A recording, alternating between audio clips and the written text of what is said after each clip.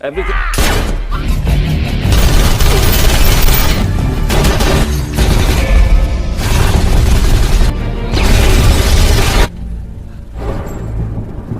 Halo everyone, kembali lagi di F-Movie bersama saya. Di video kali ini, kita akan membahas sebuah film yang berjudul Hitman.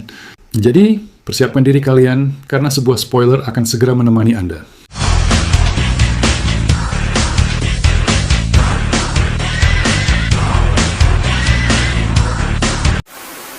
Adegan diawali dengan menampilkan sebuah fasilitas tempat anak laki-laki botak muda yang menerima tato kode batang dan pelatihan khusus yang melibatkan pertarungan jarak dekat, dan mereka yang mencoba melarikan diri akan dieliminasi, sementara mereka yang berhasil tumbuh akan menjadi assassin yang begitu profesional.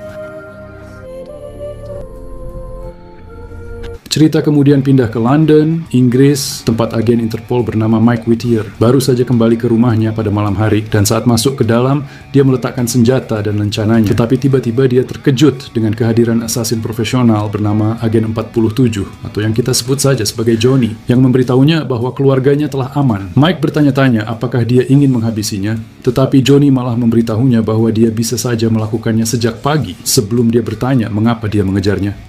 You have a nice, but Mike, if you make me kill you, a good man, and how you answer it will determine. Good man decide when to. Sebuah flashback kemudian ditampilkan pada 3 bulan yang lalu untuk memahami bagaimana keadaan bisa sampai ke titik ini, yang mana ditampilkan pada suatu negara di Afrika. Terungkap bahwa Johnny telah bekerja untuk jaringan internasional yang dikenal sebagai organisasi yang melatihnya menjadi assassin bayaran, dan dia adalah yang terbaik di sana. Tampak seorang gangster bernama Ovi menuduh saudaranya melakukan pencurian, tetapi tiba-tiba menyadari bekas operasi pada dirinya yang mencurigakan, yang kemudian mengakibatkan sebuah ledakan, dan ternyata itu adalah ulah dari misi Bang Johnny.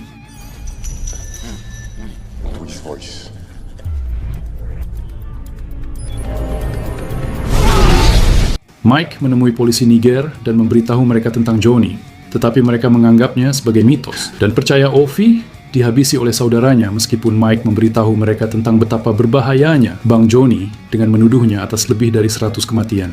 Sekarang di Saint Petersburg, Rusia, Johnny mencoba minum whisky sebelum seorang wanita mencoba berbicara dengannya, tetapi dia mengabaikannya dan pergi karena dia bersikap dingin dan tidak memiliki perasaan sesuai dengan pelatihannya. Dia kemudian pindah ke kamarnya dan memasang perangkap sebelum mandi, dan kemudian berkomunikasi dengan pengurusnya bernama Diana yang berterima kasih kepadanya atas pekerjaan yang telah dilakukan di Niger, dan kemudian memberinya tugas berikutnya, yaitu melenyapkan Presiden Rusia bernama Mikhail Belikov, yang mana misi tersebut harus dilakukan di depan umum. Dia menerima semua informasi yang dia butuhkan tentang Belikov, dan kemudian mengetahui tentang saudaranya bernama Yir Belikov keesokan harinya. Pada hari itu, masa bersorak atas kedatangan Mikhail Belikov dan keluar untuk wawancara. Tetapi tak lama kemudian, sebuah insiden terjadi.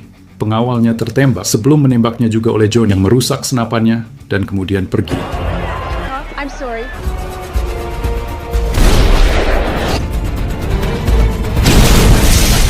Dia pindah ke stasiun kereta api pusat untuk pergi, tetapi tiba-tiba menerima pesan dari pengurusnya yang memberitahunya bahwa ada masalah karena ada saksi pada tugas terbarunya bernama Nika Boronina yang harus juga dia lenyapkan. Dia bergerak untuk menghadapinya, tetapi secara mengejutkan dia menyadari bahwa Nika tampaknya tidak mengenalnya, tetapi tiba-tiba menyadari bahwa itu adalah sebuah jebakan dan melarikan diri. Di Bandara Polkovo, tampak Mike telah tiba untuk melakukan investigasi lebih lanjut dan memburu Johnny sebelum dia tiba-tiba menerima informasi dari Intel di mana Bang Johnny tersebut berada. Johnny kemudian menghubungi penghubungnya, Diana, tentang siapa yang ingin menghabisi Nika, tetapi Diana tidak pernah mengenalnya. Dan secara mengejutkan berita, tiba-tiba melaporkan tentang Belikov yang rupanya masih hidup, dan dia menanyakan klien di balik penugasan tersebut. Alright. Answer me. Di sisi lain, Mike dan rekannya tiba di hotel tempat mereka menemukan FSB Rusia yang berada di bawah perintah Yuri Marklov, yang berkonflik terlebih dahulu dengan Mike saat Yuri memerintahkan anak buahnya untuk masuk dan mengeksekusi Johnny di tempat. Diana menelepon Johnny secara langsung dan memberitahu dia bahwa klien itu adalah Belikov sendiri dan lokasinya telah diketahui. Sementara itu, FSB terlihat menginjak perangkapnya dan tiba-tiba sebuah ledakan menghabisi agen FSB saat Johnny melarikan diri untuk bergerak turun dan mengambil senjatanya saat perburuan terhadapnya dimulai. Dia menembak 2 agen dan bergerak untuk membuka rangka poros lift agar dapat meluncur turun dan menghabisi semua agen FSB di dalamnya dan kemudian meletakkannya.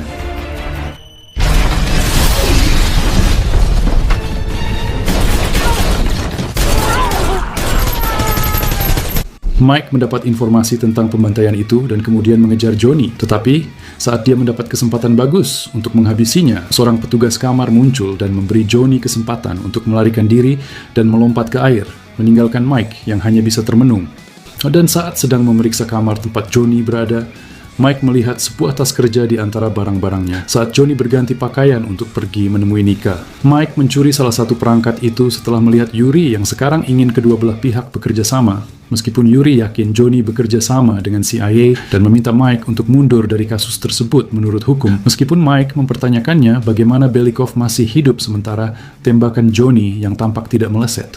Di tempat lain, Johnny bergerak ke apartemen Nika dengan menyamar membawa bunga dan kemudian menangkapnya dengan paksa untuk membawanya keluar ke tempat terlantar, di mana dia bertanya apakah Nika pernah melihatnya sebelumnya. Di jalan sebelum wanita itu menyangkalnya, dia bertanya bagaimana Belikov masih hidup, dan Nika memberitahu dia bahwa Belikov ternyata memiliki kembaran sebelum memintanya meninggalkan rumah. Dia bertanya tentang saudara kembarnya Belikov tersebut yang dijelaskan bernama Yir Belikov sebelum memintanya pergi bersamanya karena seseorang dijelaskan akan menghabisi wanita tersebut. In accordance with our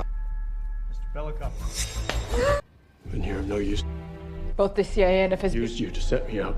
Di tempat lain, Mike bertemu Kapten FSB yang memberitahu dia bahwa sebagian besar rute transportasi telah ditutup kecuali satu jalur kereta api yang dia putuskan untuk dituju.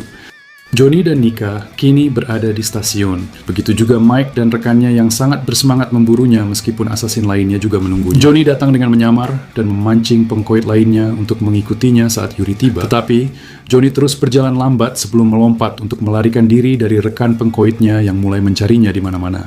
Johnny tiba-tiba menyerangnya dan bertanya mengapa mereka ingin menghabisinya. Sementara Nika berlari untuk bertahan hidup. Tetapi Johnny tiba-tiba bertemu dengan 3 asasin lainnya dari organisasi yang dikirim untuk menghabisinya. Di tengah ketegangan, Johnny meyakinkan mereka untuk mati dengan cara bermartabat hingga membuat semuanya menjatuhkan senjata dan pertempuran pedang dimulai dengan 3 lawan 1.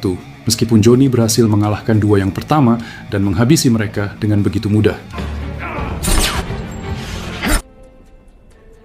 Dying with a little dignity.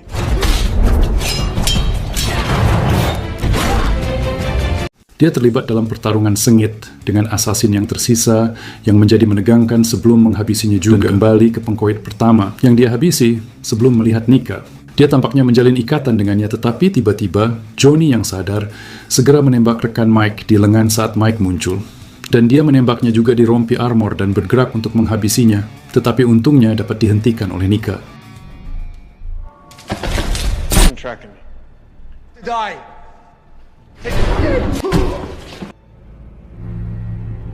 Di sisi lain, Yuri menemui Mike untuk memberinya peringatan terakhir bahwa dia harus meninggalkan kasus tersebut. Tetapi sebaliknya, Mike hanya menghinanya dan kemudian pergi. Sementara itu, Johnny dan Nika sekarang berada di dalam mobil di mana dia memberitahu Nika untuk tidak pernah mengganggu pekerjaannya lagi karena Nika yang dianggapnya telah menghentikannya untuk menghabisi Mike. Nika kemudian menceritakan kisah sedihnya tentang bagaimana Belikov memaksanya menjadi pegawai esek-esek dan bagaimana dia memperlakukannya dengan buruk dan kemudian bertanya apakah dia ingin menghabisinya. Tetapi Johnny mengatakan tidak dan memperingatkannya untuk tidak mengganggu pekerjaannya sebelum dia beristirahat.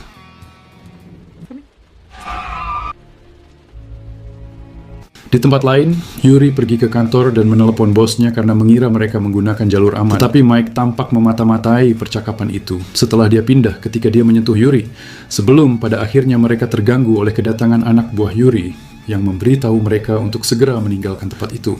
Di tempat lain, Mike mengatur pertemuan dengan agen CIA bernama Smith yang memberitahunya bahwa lawan Belikov yang sebenarnya memerintahkan pengeksekusian terhadapnya dan menggantinya dengan orang yang setia kepada mereka. Terungkap bahwa Johnny telah bekerja sama dengan CIA dan menanyakan keberadaan Yir Belikov yang diberikan Smith kepadanya karena CIA juga ingin Yir Belikov disingkirkan karena kejahatannya, perdagangan senjata, dan juga perdagangan budak. Dia mendapat informasi bahwa Yir Belikov akan bertemu dengan pria lain bernama Price. Tetapi keduanya belum pernah bertemu sebelumnya, yang mendorongnya untuk mulai menyelidiki arsip tentang Belikov Price. Di sisi lain, Johnny dan Nika pergi ke Turki dan pindah ke sebuah hotel meskipun dia meninggalkannya di luar dan pindah ke dalam untuk observasi dan kemudian pindah setelah membuat reservasi juga. Di tempat kerjanya, Mike dan rekannya mengetahui tentang kembaran Belikov setelah menyadari bahwa Belikov yang pernah berada di 2 tempat berbeda pada waktu yang sama. Sementara itu, saat makan malam, tampak Johnny dengan sengaja mengambil minuman milik Price. Saat Nika menguji kemampuan observasinya yang cukup mengesankan sebelum tak lama, kemudian Price merasa tidak enak badan dan dibawa ke kamar mandi, tempat Johnny mengikuti mereka yang tampak diperiksa sebelum masuk ke dalam. Johnny kemudian mengambil senjata yang dia siapkan di toilet dan langsung mengeksekusi penjaga dan membius Price hingga menghabisi orang lainnya, dan kemudian segera pergi bersama Nika.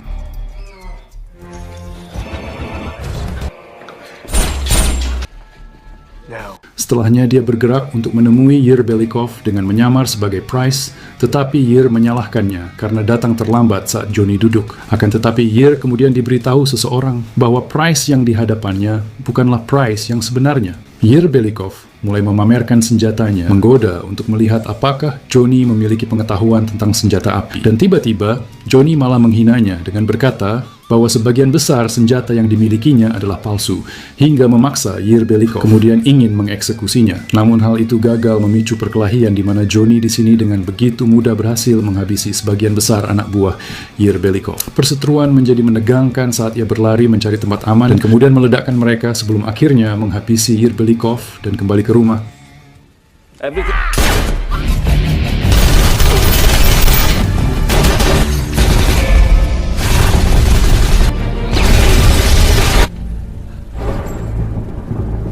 Di pagi hari mereka berangkat dan berkendara menuju perbatasan sambil melontarkan beberapa lelucon, dan Nika memberitahunya tentang mimpinya juga, yang dijelaskan memiliki kebun anggur.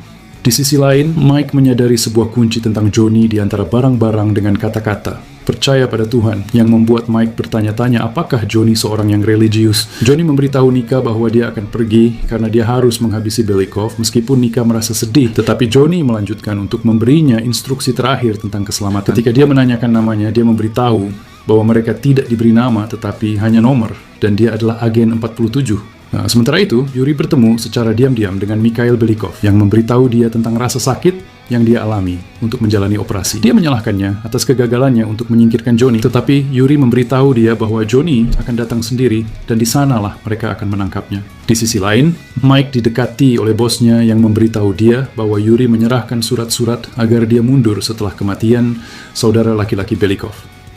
Dia juga mengatakan bahwa FSB telah menuduh Mike karena melampaui batas, meskipun Mike mengatakan mereka menutupinya sebelum berita mengonfirmasi bahwa Belikov akan menghadiri pemakaman. Istanbul. They're waiting for the body to... But sir, the Russians will confirm... Just stop! No.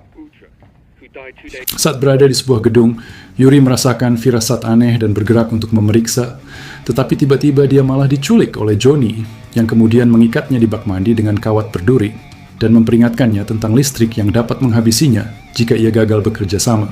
Ia memberitahu Yuri bahwa saat waktunya habis, ia harus memerintahkan anak buahnya untuk membunuh Belikov, atau ia sendiri akan mati. Tetapi Yuri berkata bahwa ia hanyalah seorang birokrat.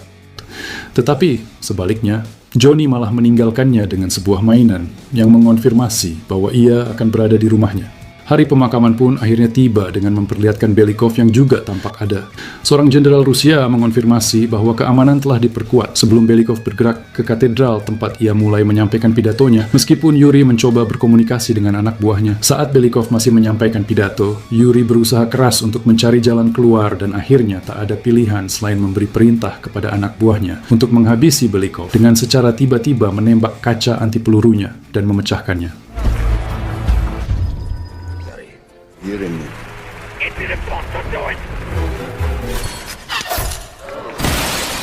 Semua orang pun teralihkan perhatiannya saat Belikov dikawal ke tempat yang aman, tetapi di tengah perjalanan mereka malah berhasil jatuh ke dalam perangkap Johnny yang menghabisi semua penjaga dan membawa Belikov dengan paksa saat ia membersihkan jalan menuju katedral yang dilaporkan sang jenderal kepada Mike, yang membuatnya bertanya-tanya sebelum menyadari kata-kata pada kunci yang dimilikinya ada di katedral itu. Namun di tengah aksi itu, Johnny tiba-tiba diserang oleh asasin lain dari organisasi yang ia lawan dalam pertarungan jarak dekat dan kemudian berhasil menghabisinya saat Mike diberitahu bahwa kunci itu mampu membuka ruang uskup agung yang ada di tempat itu. Johnny kemudian berhadapan dengan kembaran Belikov, mengapa mereka ingin menghabisinya, tetapi ia memberitahunya bahwa ia tidak dapat menghentikan sesuatu yang telah mereka investasikan jutaan dolar yang hanya membuat Johnny marah, yang kemudian mengeksekusinya hingga meninggoy. Yeah. Was that I think they will let you do that? Proud. Setelah mengetahui kematian Belikov, Rusia pun mulai mengeksekusi Johnny dengan helikopter, tetapi ia berlari mencari tempat aman sampai helikopter itu kemudian pergi. Johnny keluar untuk duduk dan telah siap menunggu apapun selanjutnya yang akan datang. Mike akhirnya masuk dan mengancam Johnny agar dia menyerah untuk ditangkap. Yang mana tampak Johnny di sini tidak menolak sama sekali hingga membuat Mike sempat bertanya-tanya.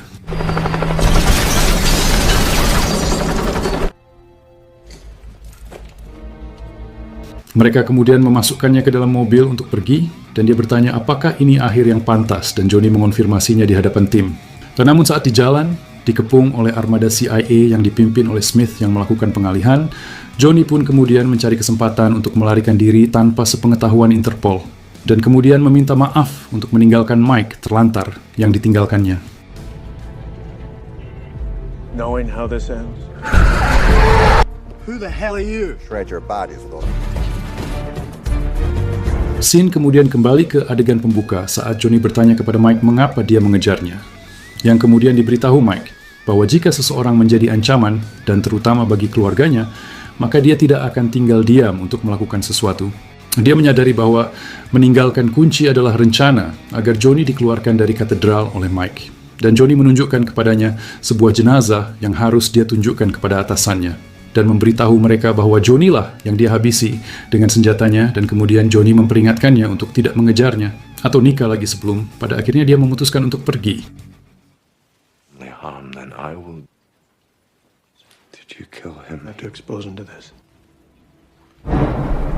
Kemudian di St. Petersburg ditampilkan Nika yang menerima beberapa barang dari FedEx saat Johnny mengawasinya dari jauh, yang mengisyaratkan dia yang kini telah memiliki identitas baru yang dia ceritakan sebelum akhirnya pergi untuk mengakhiri cerita. Film pun akhirnya selesai, benar-benar ending yang begitu mengagumkan.